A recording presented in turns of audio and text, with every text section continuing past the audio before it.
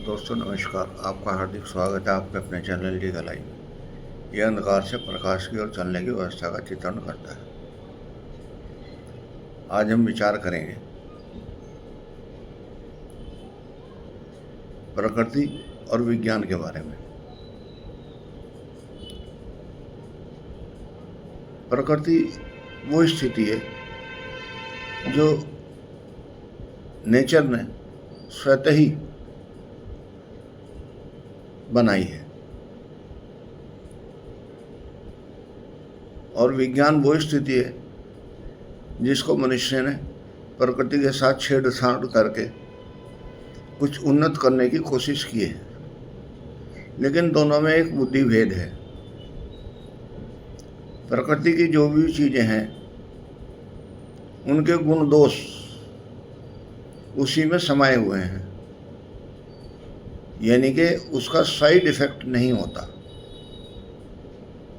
लेकिन वैज्ञानिक दृष्टिकोण से जो चीज़ें विकसित की जाती हैं उनमें गुण के साथ साथ दोष भी संभावित है, और कितने प्रतिशत संभावित है ये मूल्यांकन नहीं किया जा सकता।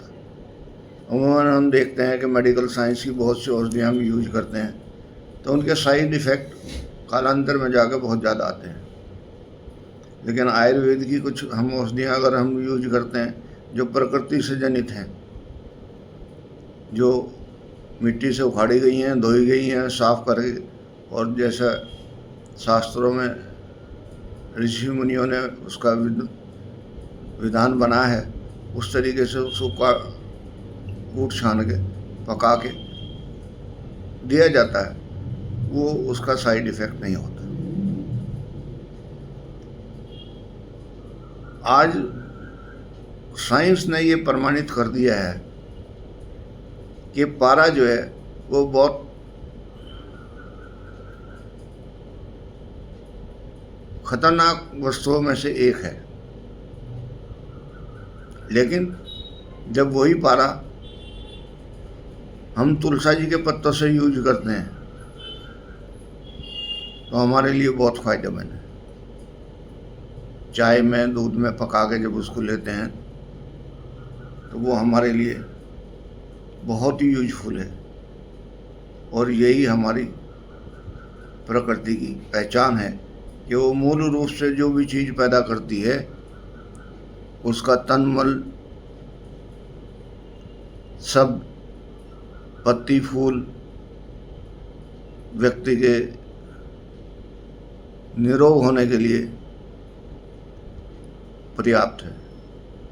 लेकिन जब उसका एक्सट्रैक्ट हम साइंटिफिक रूप से परिवर्तित करते हैं तो उसमें कुछ ऐसे बुद्धि भेद आ जाते हैं कि जिसका साइड इफ़ेक्ट बनना शुरू हो जाता है, और उसका प्रमाण हमारे पास नहीं है कि हम इसको कैसे ठीक करें।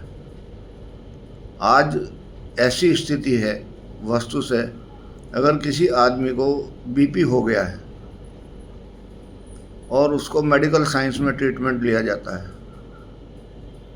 तो बाकी जितनी भी जीवन उसका बचा हुआ है उसमें उसको टैबलेट लेनी ही पड़ेगी। ये नहीं है कि महीना, 2 महीना, 4 महीना, 6 महीना खिलाने के बाद उसको रोक दिया जाए।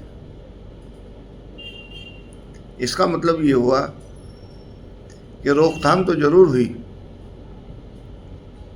लेकिन सुधार नहीं हुआ। वो सुधार जिसकी आवश्यकता है। किसी आदमी को शुगर हो गई है और एक बार अगर मेडिसिन स्टार्ट हो गई है तो ताज़ जिंदगी उसको शुगर की दवाई लेनी पड़ेगी। उसके पास कोई और दूसरा ऑप्शन नहीं।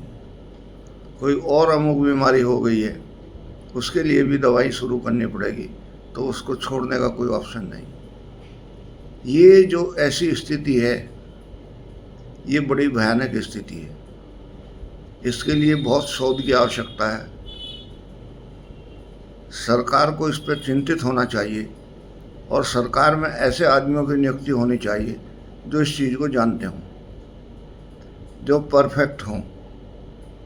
दिक्कत सबसे बड़ी क्या है कि कुछ पोस्टों पर तो ऐसे लोग बैठे हैं जिनको साइंस की ABCD भी पता नहीं है, कुछ को बायोलॉजी की ABCD पता नहीं है, कुछ को नैतिकता का ज्ञान नहीं है,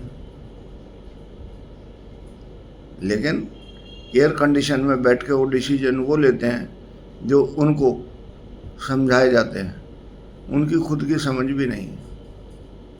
ये समझ ना होना ही मनुष्य के लिए घातक है। मनुष्य इसके लिए क्या करे, किससे सहायता मांगे, ये बहुत मुश्किल काम है।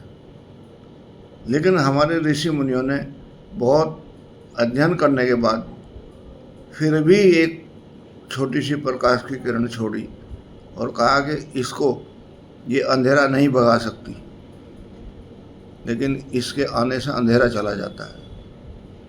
अब ये देखो बड़ी विचित्र बात है, वो ये कह रहे हैं कि एक प्रकाश की किरण अंधेरे को नहीं भगा सकती, लेकिन जहाँ ये प्रज्वलित होगी वहाँ से अंधेरा भाग जाता है।